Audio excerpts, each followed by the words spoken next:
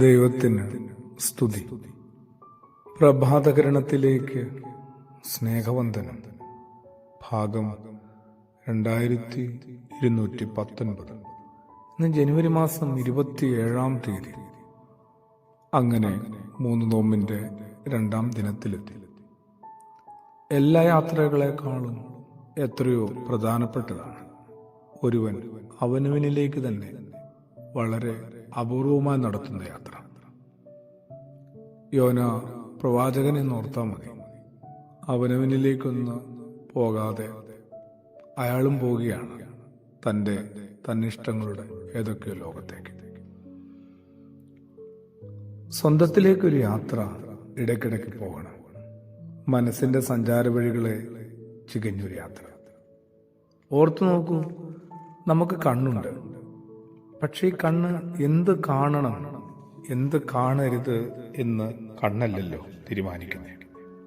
അതുപോലെ തന്നെയാണ് നമുക്ക് കാതുണ്ട്. ഏത് കേൾക്കണം, ഏത് കേൾക്കാതിരിക്കണം, ഇതെല്ലാം തീരുമാനിക്കുന്നത് മനസ്സാണ്. അപകടത്തിലേക്ക് ഇഴഞ്ഞു പോകുന്ന ഒരു പൈതലിനെ പോലെ തന്നെയാണ് മനസ്സ്. കാറ്റത്ത് തൂക്കിയിട്ട പക്ഷിത്തൂവൽ പോലെയാണ് മനസ്സെന്ന് വായിച്ചിട്ടുണ്ട്. ഓരോ കാറ്റിലും ഓരോ വശത്തേക്ക് ഇങ്ങനെ ഇളകിയാടുകയാണ്. നിയന്ത്രിക്കാനേ ആരുമില്ല. അവനവനെ കുറെ കൂടി ജാഗ്രതയിലൊന്ന് കൈകാര്യം ചെയ്യാനായിട്ട് ഈ നോമ്പുകാലം ഓരോരുത്തരും ഒന്ന് സഹായിച്ചിരുന്നെങ്കിൽ. പ്രശസ്ത എഴുത്തുകാരൻ, ബ്രസീലിയൻ എഴുത്തുകാരനായ പൗലോ കൊയ്ലോ പറയുന്നൊരു കഥയുണ്ട്. തൻ്റെ അടുക്കിലേക്ക് എത്തിയ ഒരു അന്വേഷിയോട് നഗരം ചുറ്റിക്കാണാൻ ഗുരു നിർദ്ദേശിക്കുകയാണ്. ഒരു തവിയില് കുറച്ച് എണ്ണയും നൽകിക്കൊണ്ട്. സന്ധ്യയായപ്പോൾ തിരികെ എത്തിയ അവന് നഗര കാഴ്ചകളെക്കുറിച്ച് ഏറെ പറയാനുണ്ടായിരുന്നു. എല്ലാം ഹൃദ്യമായിരുന്നു. സ്പൂണിലുണ്ടായിരുന്ന എണ്ണയോ? ഗുരു ചോദിച്ചു. അയ്യോ, അത് ശ്രദ്ധിച്ചില്ലെന്നും കാഴ്ചകൾ കാണുന്ന തിരക്കുകൾക്കിടയിൽ എണ്ണയുടെ കാര്യം വിട്ടുപോയി. പിറ്റേന്ന് വീണ്ടും അവനോട് ഗുരു ഇതേ കാര്യം ആവശ്യപ്പെട്ടു. ഈ പ്രാവശ്യം അവൻ സ്പൂണിലെ എണ്ണ ഒട്ടും കളയാതെ അന്ത്യയായപ്പോൾ തിരിച്ചെത്തി. ഗുരു ചോദിച്ചു, ഇന്നെങ്ങനെ ഉണ്ടായിരുന്നു നഗരക്കാഴ്ചകൾ? അയ്യോ ഗുരു, ഒന്നും കണ്ടില്ല. എണ്ണ തുളുമ്പാതിരിക്കാനുള്ള ശ്രദ്ധക്കിടയിൽ കാഴ്ചകളെല്ലാം അവന് നഷ്ടപ്പെട്ടു പോയി. അന്വേഷിയായ യുവാവിനോട് ഗുരു പറയുകയാണ്, എന്തും കണ്ടോളൂ, എവിടെയും അലഞ്ഞോളൂ.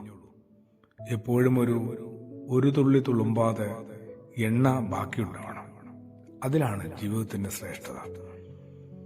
ജീവിതത്തിന്റെ സ്വാഭാവികമായ വിഷയങ്ങളിലെല്ലാം മുഴുകി കഴിയുമ്പോൾ ഉന്നതമായൊരു ആത്മീയ അനുഭവം സൂക്ഷിക്കാനുള്ള പാഠമാണ് ഗുരു നൽകുന്നത്. സനാതന സുന്ദരമായൊരു സത്യത്തെ എപ്പോഴും കൈവിടാതെ കാത്തുവെക്കാനുള്ള പാഠമാണ്. തുളുമ്പാതെ കാത്തുവെക്കേണ്ട എണ്ണയാവണം നമുക്ക് ക്രിസ്തുയേശുവിനോടുള്ള ആത്മബന്ധം. എല്ലാ അർത്ഥത്തിലും അതാണ് നമ്മുടെ ഇന്ധനം.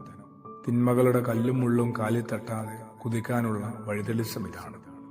മറ്റെല്ലാ ഭയങ്ങളെയും ഇല്ലാതാക്കുന്ന ആത്മധൈര്യമാണിത്. സങ്കടങ്ങളുടെ കനലുകൾക്ക് മുകളിലൂടെ നെഞ്ചുയർത്തി മുന്നേറാനുള്ള ഊർജമാണിത്.